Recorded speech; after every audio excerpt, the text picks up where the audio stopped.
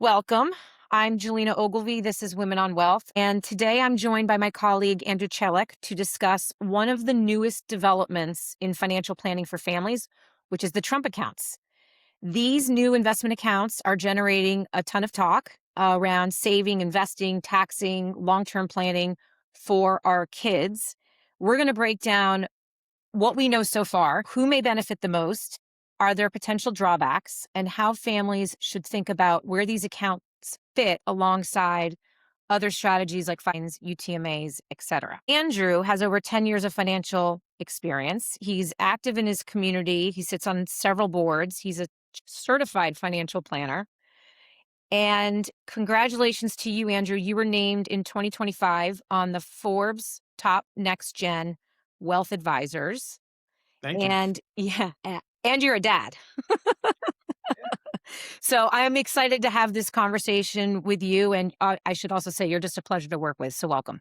Awesome. Well, thanks. Sentiment is the same. Now, uh, having said that, I'm going to put you on the hot seat with these Trump accounts because there's still a lot of questions around it. So I guess let's start with the high level. Can you sure. explain in a summary what makes these different from what's already existed? What are we talking about? Yeah. So I think this is a really interesting development in the financial space. Anything with Trump's name is going to get a lot of press. And I think that I don't want to devalue what the Trump account is, but I definitely think there are some misconceptions behind what it could be or what it will be. But in essence, you can think of the Trump account as a government seeded investment account for babies. So very new. Any child born between 2025, 2028 will get $1,000. And that assumes that you sign up for the account. So it's not automatic. You actually do have to sign up. Yep. Um, but the idea here is to give, kids a bit of a head start in investing and let time do, the majority of the work for them. Okay. Now, my understanding, Andrew, you can sign up for a Trump account for kids up to the age of 18. It's just they're not going to get that $1,000 Correct. gift Yeah. from the government. Yep. Yep. So it definitely depends. Like, I think the way that you want to think about it very high level would be, if you have a child born between 2025, 2028, sign up for it and get the free $1,000. Yep. If they're older, then, you might want to talk to somebody that, can look at the situation and decide if that's best. Right.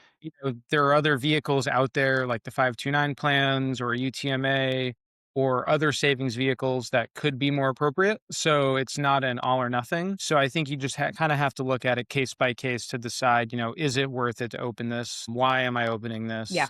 And understand some of that. Okay. No, that's great. I think I'm going to circle back on that comment as we kind of go through the conversation. How do you view this innovation to financial planning? This is brand new. Is this, So yeah. I think the way that I think about it, obviously, free money anywhere is good. And I think, the $1,000 contribution from the government is great. But, if you take that $1,000 and you extrapolate over an 18-year time frame, it really is only going to grow to probably, $3,000 to $5,000. Mhm. So it's not going to change anything dramatic, right? Right. But it does provide a vehicle to save more for the child retirement. Yeah. Families and businesses can contribute into the account up to $5,000 a year. So really the true compounding effect would come from, opening the account, but then families making an annual contribution into that account on behalf of the child for 18 years. Hmm. And, the thing here is, to me, it's still a retirement account. Right. So, you know, it becomes the child's account when they're 18, but that doesn't mean they should be touching it Yeah. until they're, in their 60s. Sure. So when you start looking at the longer time horizon and having, that equity exposure for 60 years, like, yes, that compounding effect is significant, but it is also predicated with making those contributions early and consistent over time. So that way the child sees the true benefit, far down the line. Right. And so when the child turns 18 and the account becomes theirs, excuse me, it rolls into an IRA. Correct. It becomes their account in their name. And, one of the things that a few institutions have done some good research on, I think the most impactful thing about this development is educating early the power of investing and the power of managing your money, Hmm. because you don't want to necessarily, I always equate it to, like, a child turns 18, gets the keys to a car, and then they have no idea what they're doing, right? Exactly. So I think by starting with this, small portion, it becomes a more active conversation, ideally. And that way, when they do inherit that at 18, they are continuing to manage it themselves and be prudent about it to actually see the benefit in the long run. This is hopefully sort of a behavioral nudge where it forces, well, maybe not the word forced is the accurate one, but it is encouraging parents to have conversations with their kids to talk about these accounts, because in these accounts it's all equity, correct? Mhm. You see at an earlier age, maybe than if you didn't have this type of account and you didn't start investing early, you're looking at market volatility and your child is observing it. Yeah, 100%. I think that's super important. And one of the, I guess, criticisms that has come up with this is that it is just US equity exposure, which everybody talks about. You want to be diversified and own a little bit of everything. In this case, that's perfectly fine. It should be 100% equity exposure. It should be domiciled primarily in the Yeah. US. Yeah. You have There's all no, the time in the world. yeah, I mean, to me, like, the time horizon's so long that, Yeah. like, it 100% should. Right. So I'm not concerned with that at all. I think that, for me, probably the bigger question mark in this is, like, ultimately, what is the point? Yeah. And who is going to get impacted the most by this? The challenge that when I look at this account type and, like, how it should function and how we should be thinking about it, ultimately, it provides access to investing that maybe some low income households wouldn't otherwise be able to provide. But it's not moving the needle a ton for those low income households, but it's giving them something. It's And giving, yeah. ultimately, it kind of, in my sense, I guess people that have money are going to take advantage of this and, maximize the compounding and contribute money. Mhm. So they're definitely going to see a benefit. But, households that are living paycheck to paycheck or maybe don't have as much, yeah, it gives, the child a little bit of a leg up, but it's not a significant leg up. So Right. I guess the one criticism would be, maybe they could have been more generous to certain income levels, Sure. because, if you can contribute 5,000 a year, you're probably already setting your child up for, success in other ways. Whereas some families that can't do that are dealing with other issues. Right. And let me go back to your comment about sort of the long-term strategy of investing in US equities, Hmm. right? You can withstand that volatility. So when you say long-term, we're not talking about the account converting to the child at age 18, because at age 18 it's turning into an IRA for them. Yeah. That's their continued, that is their long-term financial plan. So if you start an account at 8 when they're born, you're talking about them retiring and possibly taking it 59 and a half or Yeah. later. Well, you're talking Yeah. about decades. It's crazy.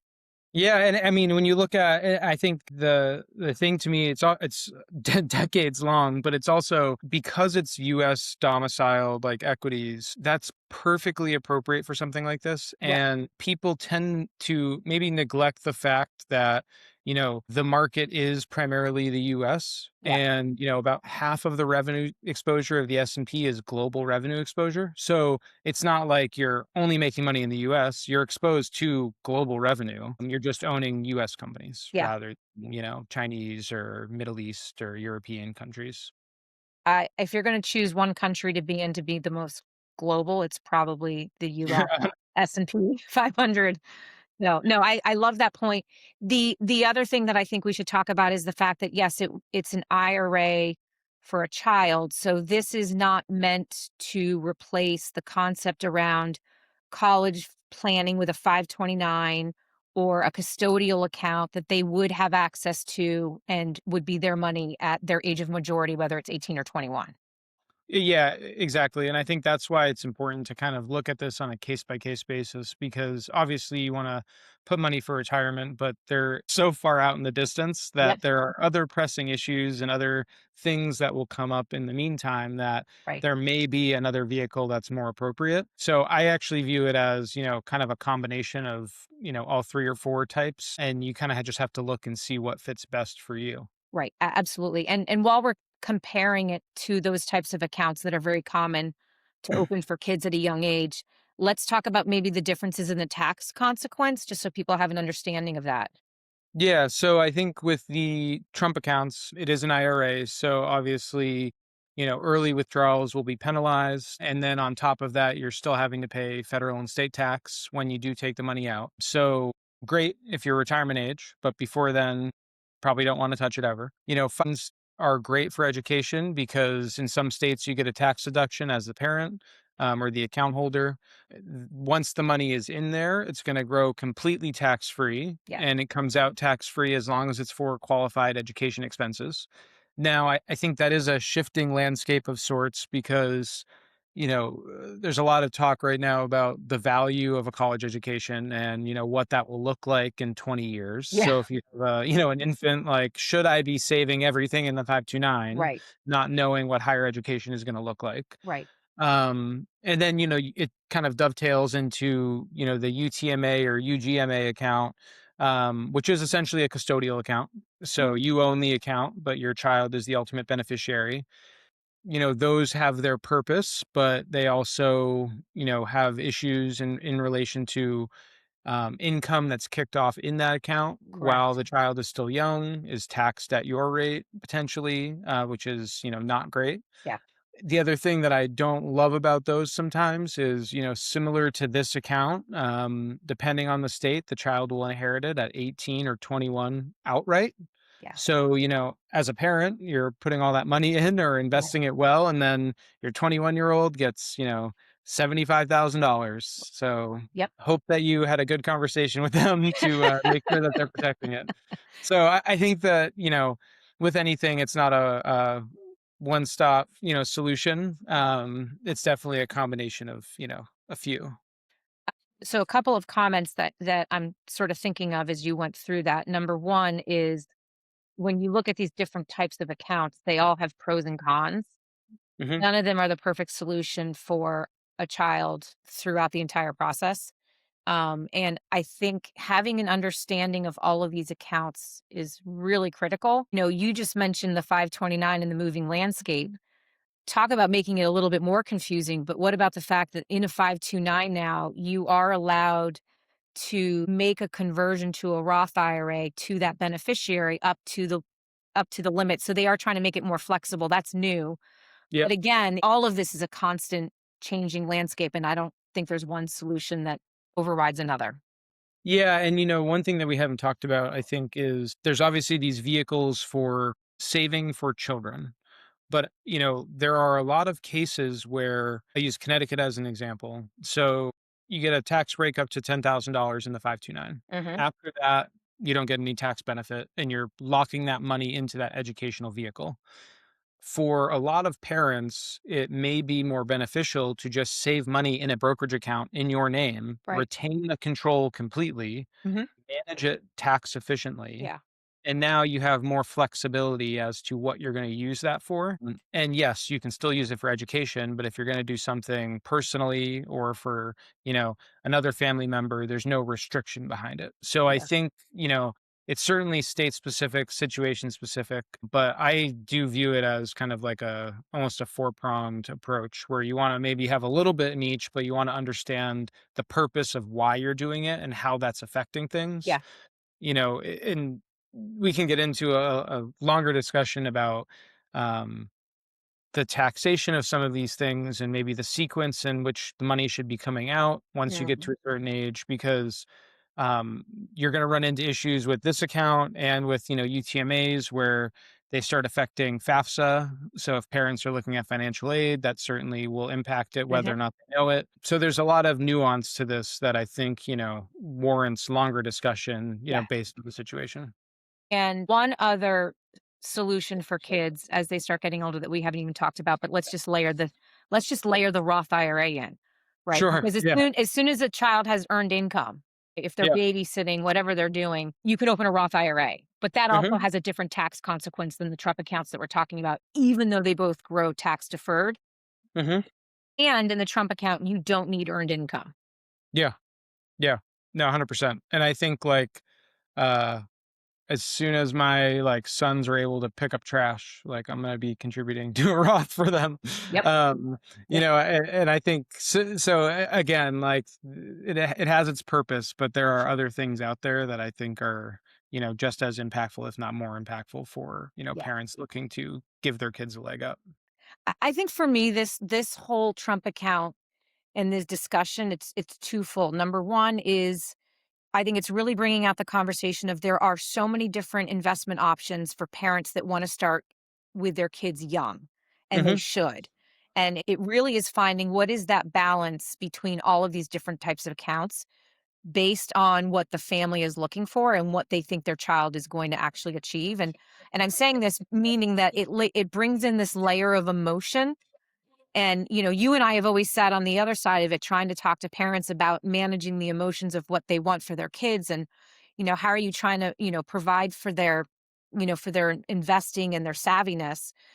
But now that my daughter is getting ready to go to college next year, and we're actually talking about the usage of the 529, Yeah. it really is giving me more insight. I'm like, wow, this really is an emotional conversation. You're making a lot of assumptions about what the future of your child looks like. Yeah, yeah. Well, and I think, the most probably in my opinion, the way that I've always thought about it is if you as a parent are thinking about that, there's no too early of a time to start Yeah. thinking about it and having those discussions. And I think to use like a maybe a little catchy term I'm going to try to make happen. You're essentially creating like a behavioral dividend on your child, right? So Love when it. you have these conversations, Yes. there don't have to be, they turn 18 and now we're talking about it. It's little things, right? Hmm. So I think it, can start as young as, when, Axel, my oldest, he's 4 years old, like he has his chores, right? Yes. So like, are we teaching him like when you do these chores, this is what you get. You're learning about, an allowance, how you budget for that, how you save for those things. As soon as he's able to comprehend, the stock market and maybe how money works, then it starts spiraling into maybe a further conversation. But I think all of those little pieces are little dividends, right? That Yes. add up in the long run. And so this is just one piece that I think can be impactful to that conversation over that 18, 20-year period with your child when they are growing and developing and trying to figure things out. Yeah. Um, and it's not to say that everything because I certainly don't. No, But it, there's little things that I think make a huge impact in the long run. I totally agree. And then I would take it, you're talking about Axel at a young age. And then I look at my girls now in the teenage years.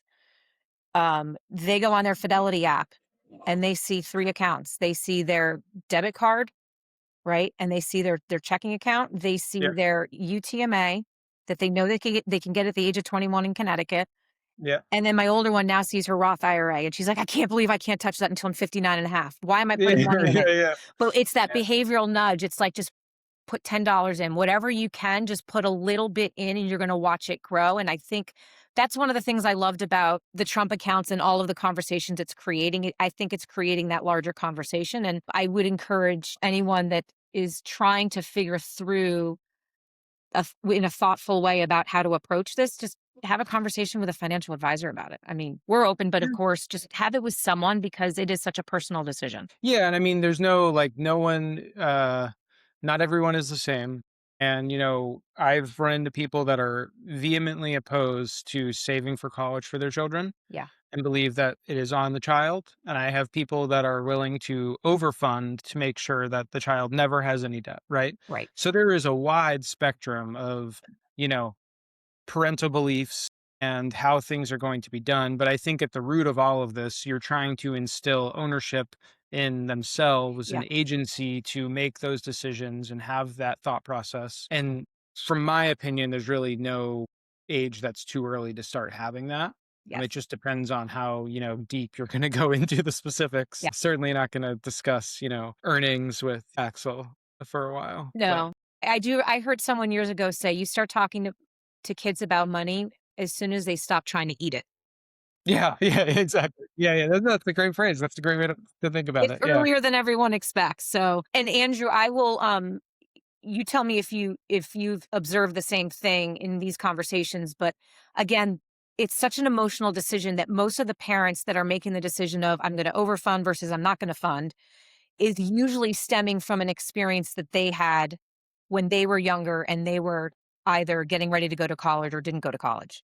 Yeah, I mean, I think that's a large part of it. I think the other thing that you see sometimes is maybe certainly political beliefs come into it. And, certain clients just feel very disenfranchised with, higher education, firmly believe that, trade school is the way to go. They don't want, a certain ideology or any Sure. impact from outside forces, right? So I think that's personal experience for sure is what drives it. It just depends on if it's, something from earlier in their life Yep. versus, what's unfolding now in the news that's impacting their judgment. Yeah. That's a good And there point. is no right or wrong in that. I think that it really depends on, what the child wants and what they're looking to do, which that should be, in my opinion, what's driving some of these decisions. Without getting philosophical, I think it's the parents' responsibility to empower their children to be good adults. And so, that can take many different shapes or forms, Sure. but it's not going to be an easy thing. It's going No. to be a drawn out process where you actually have to work. Yeah. No, I think that's a great point, and thank you for sharing that. Do you have a one piece of advice for families that are considering the Trump accounts, or are you I mean, it sounds like you're not ignoring it. You don't think it's the best solution out there. But it's a consideration is what I'm. Yeah, the way that I look at it is pretty straightforward. I think if you have a child that falls into that, 2025 to 2028 window and you can get the free money, you should 100% sign up for it. Yep. It's very easy. You can go to, the trumpaccount.gov, or you file an IRS form. Your accountant can do that, or you can do it yourself. Yep. Get the account open. So you get the thousand, dollars that Yep. way. If your child isn't in that window, but you do have the ability to make that contribution, I think you still should open it and you still should make some contribution. Sure. Um, and then you can figure out what else you want to do on top of that. But giving your child the ability to put money in a tax deferred account for the long run early without actually having to work is a huge advantage. Yes. And it's not perfect, just like anything else, but Sure. I think it's just another lever to pull to, help out your children over time and, give them a little bit of a leg up. That's great. Thank you for all that information. We know that there's more information to come out because this is officially launching when? In June? Yeah, should be June. Should be June. Okay. Yeah, and I think, the one thing that's still unfolding that no one really knows. So Robinhood was kind of tapped as the custodian of these accounts. That could certainly change. There could be, a different, Trump could change his mind and pick somebody else. There could be other custodians that come into the fold, like Yeah, a I thought Fidel. I heard there was a couple of other considerations, but I don't know where they are. Yeah. So I think that's still very much a moving target. I think the important thing with these accounts, ultimately they're for the very long run. The equity index that they're going to be invested in is low cost, about 10 basis points max. Very low cost, yeah. But that doesn't mean that there may not be other fees associated with the accounts depending on where they're held at which custodian. So I think as we get more clarity as to who is actually going to hold these accounts or how you can open one down the line, we'll want to look at, does Fidelity's offering, is it just as competitive as Vanguard's or as Robinhood's? Correct. Are their expenses any different than one another? Because when you're talking about compounding over the long range, you know, y- you start with $1,000 and don't put any more money in it, and you have a custodian charging an annual fee to hold the account, you're going to deplete that over time. Mhm. So, something to be mindful of. Certainly, I don't think it's a reason not to do it, Sure. but another reason to have a conversation with somebody that is looking at this stuff all the time because then they can kind of point you in the right direction. Yeah, I agree. I think I see where I see the power of it potentially is as a complement to the other strategies. It's not the primary source of Yeah. starting with your kids. And if you can, dollar I'll use the word dollar cost average. If you can put in over time, a certain amount, that's where it really does compound and generate some great results over time. So especially over 60 years.